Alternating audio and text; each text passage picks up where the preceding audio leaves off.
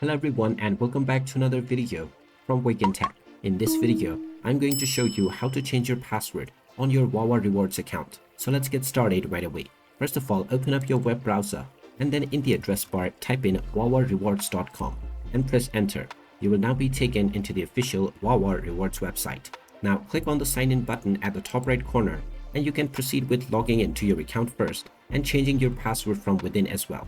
But directly from this page, you can also click on forgot password to change your account password. Go ahead and click on it and you will be asked to enter your email address. Type in the email address that you have used while signing up for your account and click on the continue button. You will now be asked to check your inbox. So log into your email address and you will find the reset my password button from Wawa Rewards in your email. Just click on this button and now you will be allowed to change your password. Type in your desired new password and then type it in once again for confirmation. Finally, click on the reset password button and now this will change your password on your account right away. You will now be able to use this password in order to log in to your account in the future.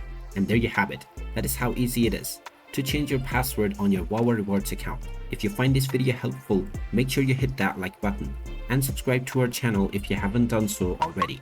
Also ring that notification bell to never miss another update from us. Thank you for watching and I will see you again in the next video.